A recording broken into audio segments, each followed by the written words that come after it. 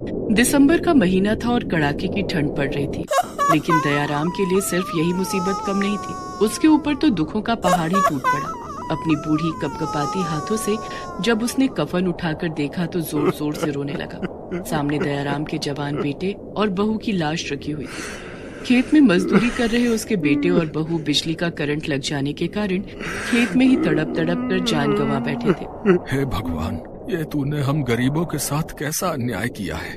तुझे हमारी तकलीफें दिखाई नहीं देती है क्या, जो तूने ऊपर से इतना बड़ा दुख भी दे दिया। अब मैं इन बच्चियों को अकेला कैसे पालूंगा। दयाराम की 3 पोतियां थी, जिनमें से बड़ी पोती सोनी 6 साल की और मझली पोती मोनी 5 साल की थी और सबसे छोटी पोती चुनमुन तो अभी 6 महीने की थी। दुधमुही चुनमुन को तो पता भी नहीं था कि उसके माता पिता अब लौटकर कभी नहीं आएंगे।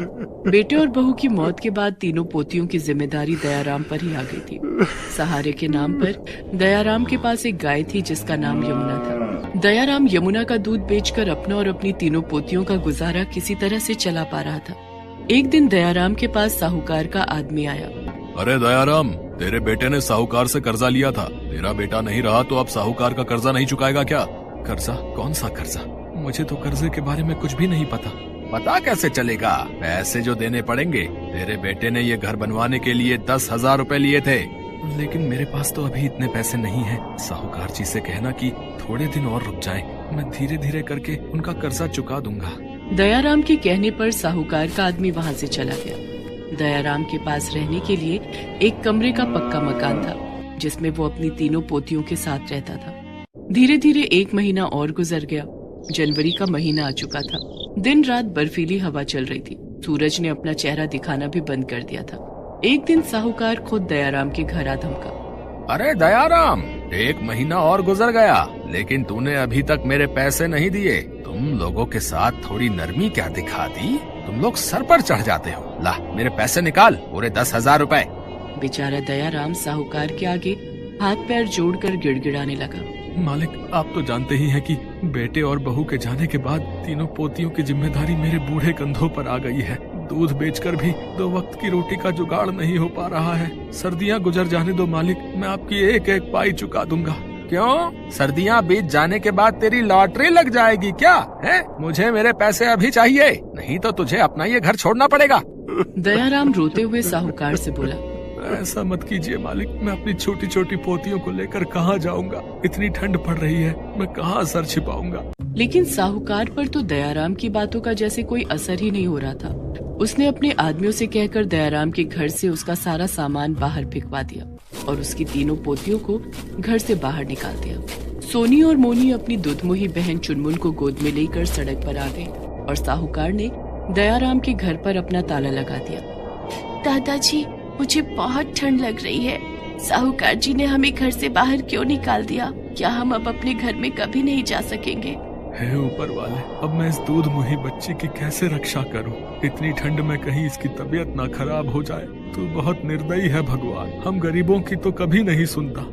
तभी दयाराम की सबसे बड़ी पोती सोनी ने कहा, दादाजी, साहूकार जी ने हमसे हमारा घर छीन लिया तो क्या हुआ? हम लोग मिलकर अपना घर बनाएंगे। अपना घर? सोनी बेटा, अपना घर बनाने के लिए हमारे पास पैसे नहीं है।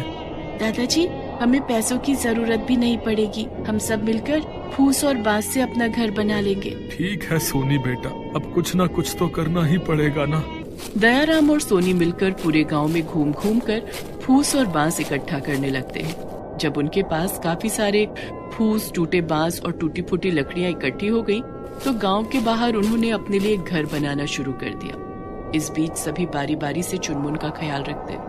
कुछ देर की मेहनत के बाद उनका फूस का घर तैयार हो गया था। चारों उस घर में रहने के लिए चले गए और अपनी गाय यमुना को अपनी फूस की टूटी फूटी झोपड़ी के बाहर बांध दिया। रात में खाना खाकर जब चारों सोने लगे, तब मोनी ठंड के मारे रोने लगी। मत रो मोनी बेटा, कुछ ही दिनों की बात है। ये ठंड का मौसम तो गुजर ही जाएगा। लेकिन दादाजी, हमारी झोपड़ी में तो बहुत ज्यादा ठंड है। बाहर की ठंडी हवा झोपड़ी के अंदर आ रही है। मुझे ऐसा लग रहा है कि ठंड के मारे मेरी जान ही चली जाएगी। दरअसल फूस की झोपड़ी होने के कारण झोपड़ी में जगह जगह पर छेद थे, जिससे होकर बर्फीली हवा झोपड़ी के अंदर आ रही थी। तभी सोनी ने मोनी से कहा, मोनी, बस आज रात की बात है। आज रात किसी तरह से सोचा कल इस ठंड का भी कुछ इंतजाम करेंगे। किसी तरह से चारों ने रात गुजारी। अगली सुबह, दादाजी, हमारी यमुना जो गोबर देती है ना, वो हमारे बड़े काम की है। उस गोबर से हम अपनी फूस की झोपड़ी को चारों तरफ से ढक देंगे और हम अपने घर को गोबर का घर बना देंगे, जिससे बर्फीली हवा हमारे घर के अंदर नहीं आएगी। और सोनी ने अपनी गाय यमुना के गोबर को इकट्ठा करना शुरू किया। उसने गोबर में थोड़ी सी मिट्टी और थोड़ा पानी मिलाकर उसका गाढ़ा घोल तैयार कर लिया और अपने नन्हे हाथों से अपनी फूस के घर पर गोबर से बना लेप लगाने लगी। सोनी के इस काम में दयाराम और मोनी भी उसकी मदद करने लगे। लेकिन सोनी दीदी, यमुना का गोबर तो बहुत थोड़ा सा है, हमारी पूरी झोपड़ी के लिए गोबर का लेप कम पड़ जाएगा। मोनी, हम गांव में घूम घूम कर गोबर इकट्ठा कर लेंगे। कई जगहों पर और सड़कों पर गाय की गोबर पड़ी होती है, वो गोबर हमारे बहुत काम आएगी। इस काम में तुम भी मेरी मदद कर सकती हो। और दोनों बहनें एक एक टोकरी उठाकर गोबर की तलाश में निकल पड़ती हैं। उन दोनों ने पूरे गांव में घूम घूम कर सड़कों पर पड़े गोबर को अपनी टोकरी में इकट्ठा कर लिया और उसे लेकर घर आ गई। दादाजी, अब हमारे पास बहुत सारा गोबर इकट्ठा हो गया है। इस गोबर से हमारा गोबर घर बनकर तैयार हो जाएगा। जुग जुग जियो मेरी बच्चियों, तुम दोनों ने आज बहुत मेहनत और बुद्धिमानी का काम किया है। तुम्हारी वजह से हम सभी ठंड से बच पाएंगे। दादाजी, हम सभी मिलकर आज ही अपने घर को गोबर का बना देंगे। सोनी ने सभी गोबर में थोड़ी मिट्टी और थोड़ा पानी मिलाकर उसका गाढ़ा घोल तैयार कर लिया। तीनों मिलकर अपने घर के बाहर दीवार पर गोबर का लेप लगाने लगे। शाम तक उन तीनों ने पूरे घर में गोबर का लेप लगाकर तैयार कर लिया था और इस तरह दयाराम का गोबर का घर बनकर तैयार था। वे सभी अपने गोबर के घर को देखकर बहुत खुश थे। रात में सभी ने मिलकर खाना खाया और सोने लगे। दीदी, गोबर का लेप लगाने के बाद अब हमारा घर कितना गर्म हो गया है ना। अब घर के अंदर ठंडी हवा भी नहीं आ रही है। ये सब सोनी के दिमाग का कमाल है। नहीं दादाजी, ये सब हमारी यमुना के कारण हो सका है। अगर यमुना हमारे साथ नहीं होती तो शायद मैं गोबर का घर बनाने के बारे में नहीं सोच पाती। यमुना के गोबर के कारण ही हम सब गोबर घर में रह रहे हैं। क्यों ना हम यमुना को भी अपने गोबर घर के अंदर ले आएं? बेचारी यमुना को बाहर ठंड लग रही होगी। हाँ सोनी, हम यमुना को भी अपने गोबर घर में रखेंगे। दयाराम बाहर जाकर अपनी गाय यमुना को भी अपने गोबर घर के अंदर ले आता है। दादाजी, हमारा गोबर घर तो दिखने में भी बहुत सुंदर लग रहा है और इसे बनाने में हमारे पैसे भी खर्च नहीं हुए। हाँ मोनी बेटा, हमारा गोबर का घर पूरे गांव में सबसे अलग है। किसी ने नहीं सोचा होगा कि जिस गोबर से उपले बनाते हैं उसी गोबर से हम घर भी बना सकते हैं, और वो भी बिना पैसे खर्च किए। दादाजी, हमारा गोबर घर गांव के सभी घरों से अच्छा और सुंदर है। तीनों आपस में बातें करते हुए अपने गोबर घर में सो जाते। दूसरे दिन गांव से आने जाने वाले लोगों ने दयाराम का गोबर घर देखा और आपस में बातें करने लगे। धीरे धीरे दयाराम के गोबर घर की चर्चा पूरे गांव में होने लगी। यहाँ तक कि दूर दूर से लोग दयाराम का गोबर घर देखने के लिए आने लगे। एक दिन दयाराम के घर पर एक आदमी आया। दयाराम जी यही रहते हैं क्या? हाँ, लेकिन आप कौन हैं? मैं शहर से आया हूँ। सरकार को इस बात की खबर लगी है कि आप लोगों ने गोबर से घर बनाया है। सरकार गांव में गरीबों के रहने के लिए गोबर के घर बनवाना चाहती है। इसके लिए सरकार को आप लोगों की मदद की जरूरत है। इस काम के लिए आपको पैसे भी दिए जाएंगे। ये सुनकर सोनी बहुत खुश हो गई और उसने अपने दादा दयाराम को सारी बात बताई। अरे भाई, ये तो बहुत ही खुशी की बात है। हम अपनी तरफ से सरकार की पूरी मदद करेंगे।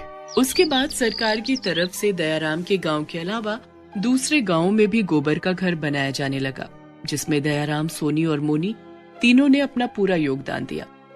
सरकार ने कई घूमने फिरने की जगहों पर भी सैलानियों के ठहरने के लिए गोबर के घर बनवाए और ये सारे काम दयाराम, सोनी और मोनी की देखरेख में किए गए।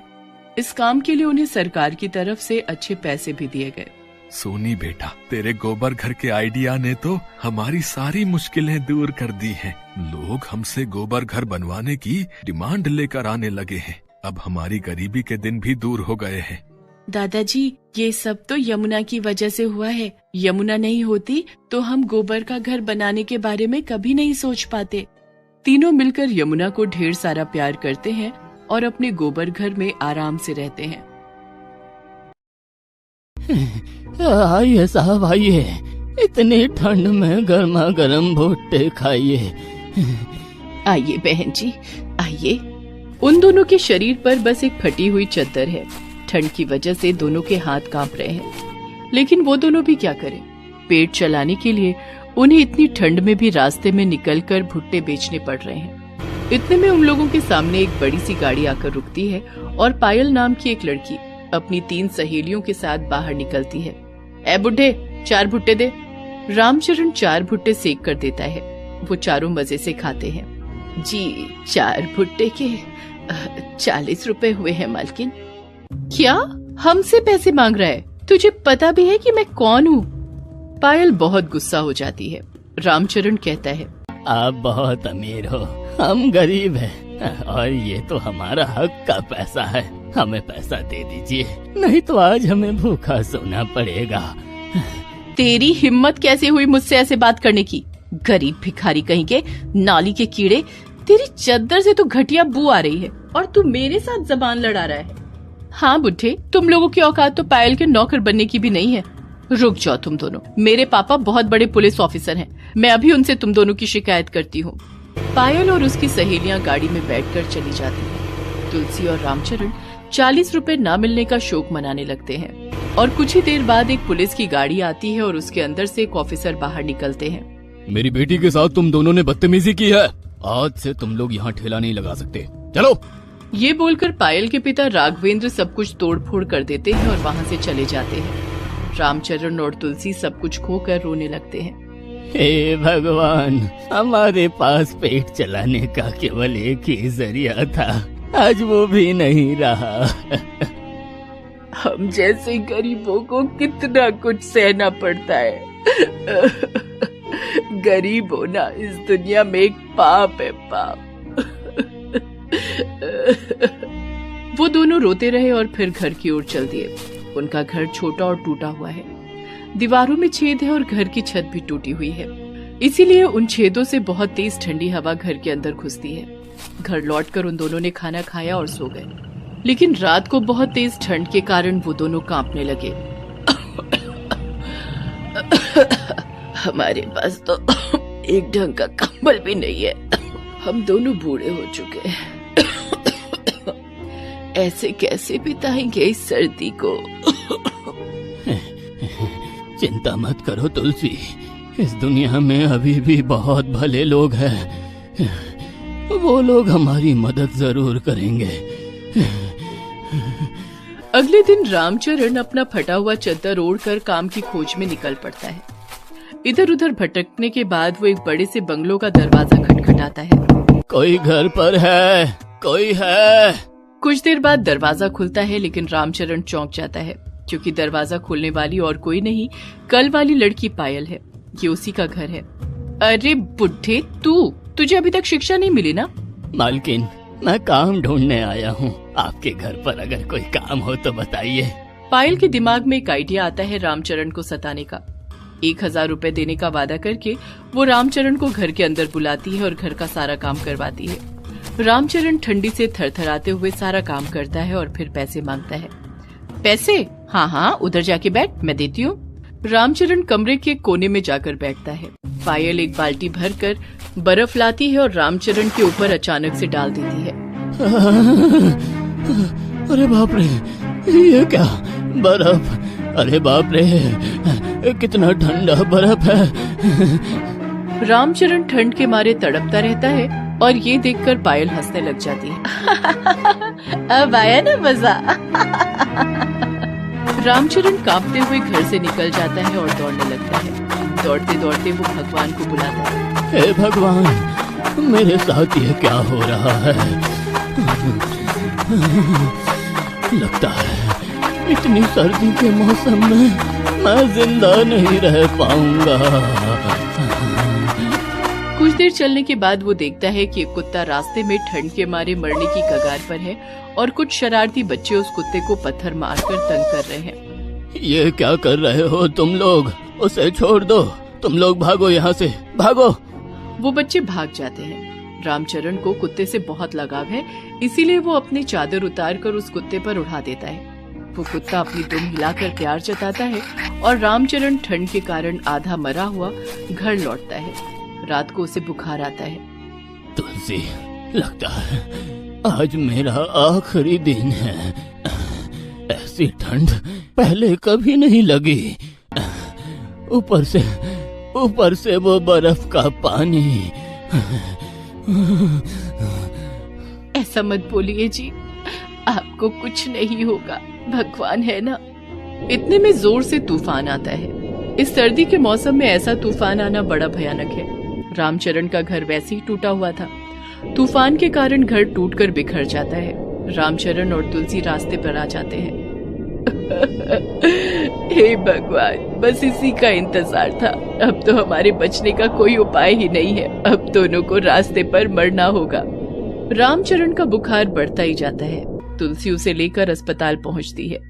डॉक्टर साहब, देखिए ना, इनकी हालत बहुत खराब है, कुछ कीजिए ना। लेकिन तभी वहाँ पर पायल के पिता राघवेंद्र आ जाते हैं और कहते हैं, तुम दोनों वही हो ना जिन्होंने मेरी बेटी के साथ बदतमीजी की थी? नहीं साहब, हमने कोई बदतमीजी नहीं की। हमने तो बस मालकिन से भुट्टे के पैसे मांगे थे। वही बदतमीजी है। ये मेरा अस्पताल है, तुम लोगों के लिए यहाँ कोई जगह नहीं है, निकलो यहाँ से। राघवेंद्र दोनों को भगा देता है। दोनों फुटपाथ पर बैठ जाते हैं और मौत का इंतजार करने लगते हैं। सुनिए जी, अगर अगला जन्म जैसा कुछ होता है तो मैं भगवान से प्रार्थना करूंगी कि मुझे किसी अमीर का कुत्ता बनाए। हाँ तुलसी, कम से कम समय पे खाना तो मिलेगा। हम तो इस जन्म में कुत्ते की मौत मरने वाले हैं। ठंड से हाथ पैर जम गए हैं, बुखार सर पर चढ़ा हुआ है और भूख से पेट में चूहे दौड़ रहे हैं। दोनों जीने की आशा त्याग देते हैं। तभी वहाँ पर वो कुत्ता आता है जिसे रामचरण ने अपनी चादर दी थी। वो कुत्ता रामचरण के पास आता है और अपनी दुम हिलाता रहता है। रामचरण उसके सिर पर हाथ फेरते हुए कहता है, तेरा अच्छा है बेटा, ना कोई चिंता, ना किसी की परवाह। काश हम भी तेरे जैसे बन पाते। वो कुत्ता तुरंत दौड़कर जाता है और कहीं से 2 रोटी और 1 दवाई लाकर रामचरण के हाथ में रख देता है। रामचरण और तुलसी की आंखों में आंसू आ जाते हैं। देखिए जी, आजकल इंसानों से ज्यादा कुत्तों में इंसानियत है। दोनों एक एक करके रोटी खाते हैं और उसके बाद रामचरण दवाई खा लेता है। दवाई लेने के बाद वो थोड़ा बेहतर महसूस करता है। तभी कुछ दूर एक जोरदार धमाका होता है। वो दोनों देखते हैं कि एक गाड़ी में आग लग गई है। असल में उस गाड़ी में पायल बैठी हुई है। ज्यादा ठंड की वजह से उसकी गाड़ी का साइलेंसर जाम हो गया है और गाड़ी में ब्लास्ट हो गया है। गाड़ी के अंदर से पायल चिल्लाने लगती है, बचाओ बचाओ, मुझे बचाओ। ये देखकर रामचरण खुद की जान की परवाह ना करते हुए दौड़कर गाड़ी के पास जाता है और जलती हुई गाड़ी का दरवाजा खोलकर पायल को निकालता है। पायल बेहोश हो जाती है। रामचरण पायल को कंधे में उठाकर अस्पताल ले जाता है। ये वही राघवेंद्र का अस्पताल है जहाँ से रामचरण को निकाल दिया गया था। अस्पताल में पायल को भर्ती कर लिया जाता है और उसका ट्रीटमेंट किया जाता है। पायल को होश आता है। 2 दिन के ट्रीटमेंट के बाद पायल पूरी तरह से ठीक हो जाती है। इन 2 दिनों में रामचरण और तुलसी बाहर ही बैठे हुए थे। उन दोनों को देखकर पायल रोते हुए कहती है, आप दोनों मुझे माफ कर दीजिए। मैंने आप दोनों के साथ बहुत बदतमीजी की है, लेकिन आज आप ही की वजह से मैं जिंदा हूँ। पायल के पिता राघवेंद्र कहते हैं, आप अगर मेरी बेटी को सही समय पर नहीं लाते तो शायद मैं मेरी बेटी को खो देता। आपका बहुत बहुत धन्यवाद। इसमें धन्यवाद की क्या बात है साहब, एक इंसान के तौर पर ये तो मेरा कर्तव्य था। आपने आज मुझे इंसानियत सिखा दी। पापा, इन दोनों के रहने और खाने का इंतजाम कीजिए। हाँ बेटी, आज से आप दोनों हमारे साथ हमारे घर पर ही रहेंगे। सर्दी में आप दोनों को और कभी तकलीफ नहीं होगी। आपको खाली पेट भी सोना नहीं पड़ेगा और अस्पताल में मुफ्त में इलाज भी हो जाएगा। राघवेंद्र के बंगले में दोनों को रहने के लिए एक अच्छा कमरा दिया जाता है। इसके बाद से दोनों को ठंड कभी सता नहीं पाई। वो कहते हैं ना, जो दूसरों की मदद करते हैं भगवान उनकी मदद करते हैं। इसके बाद से दोनों आराम से बाकी की जिंदगी बिता देते हैं।